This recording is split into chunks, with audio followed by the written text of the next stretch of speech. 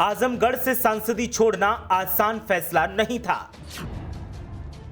लेकिन अखिलेश यादव ने यह कड़वा घूंट पिया और इनकी सलाह पर पिया।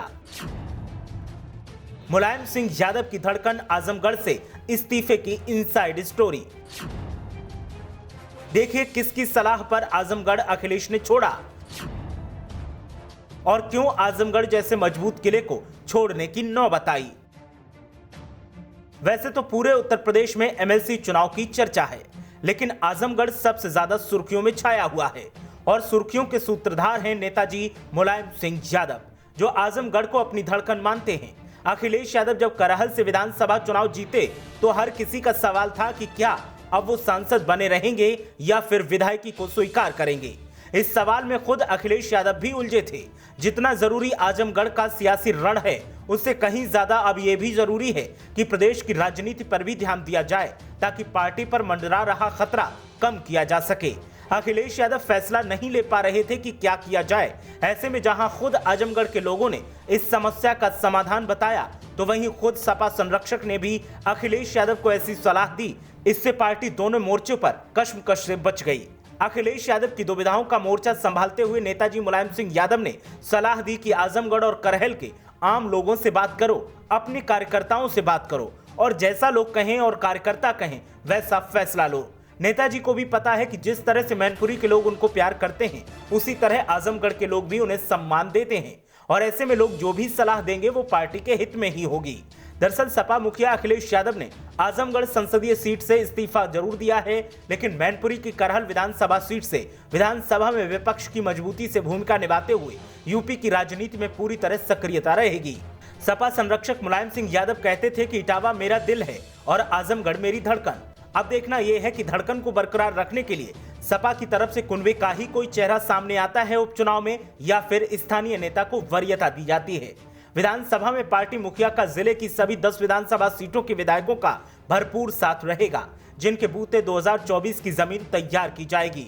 आजमगढ़ संसदीय सीट छोड़ने के बाद अब जिले की 10 विधानसभाओं पर काबिज सपा की ओर से विधानसभा में राज्य सरकार को दमदारी से विपक्ष की भूमिका का निर्वहन करते हुए घेरने की रणनीति तैयार की गई है। जिले में आकर सपा के राष्ट्रीय अध्यक्ष ने सभी सीटों पर जीते विधायकों से मुलाकात कर उनके मिजाज के बारे में जानकारी हासिल की। फूलपुर पवई विधायक रमाकांत यादव के बेटे अरुण कुमार यादव को एमएलसी चुनाव में बीजेपी की ओर से उम्मीदवार बनाए जाने के बाद से ही सपा और बीजेपी के बीच आजमगढ़ में सेंधमारी को लेकर गहमागहमी बनी हुई थी। जिले में इस बाबत चर्चा है कि सपा मुखिया ने पिता और पुत्र की स्थिति को लेकर भी मंथन किया है और इस पर पार्टी के रुख से उनको अवगत करवा दिया गया है। अब सांसद पद से अचानक इस्तीफा देने के फैसले के बाद पार्टी स्तर से इस बाबत जानकारी आने से पार्टी कार्यकर्ता और पदाधिकारी भी मंथन करने में जुटे हैं, क्योंकि अगले 2 साल के बाद लोकसभा चुनाव भी होना है। ऐसे में सपा के राष्ट्रीय नेतृत्व की ओर से इस सीट पर किसी चर्चित चेहरे को ही उतारने की उम्मीद है। इस लिहाज से आजमगढ़ की नजर अब संरक्षक मुलायम सिंह के कुनबे पर है कि आखिर कौन आजमगढ़ लोकसभा का नेतृत्व करेगा। इस लिहाज से भी आजमगढ़ जिले में सपा का मजबूत नेटवर्क होने के बाद भी अखिलेश यादव का आजमगढ़ छोड़कर करहल लौटना यूपी की सियासत में सक्रियता का प्रबल संकेत है।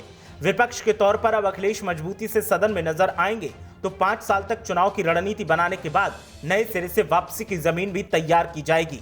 इस बीच रामपुर और आजमगढ़ जिले की लोकसभा सीटों पर होने वाले उपचुनाव में तय होगा कि 2024 की लोकसभा चुनाव की हवाएं किस ओर बह रही हैं।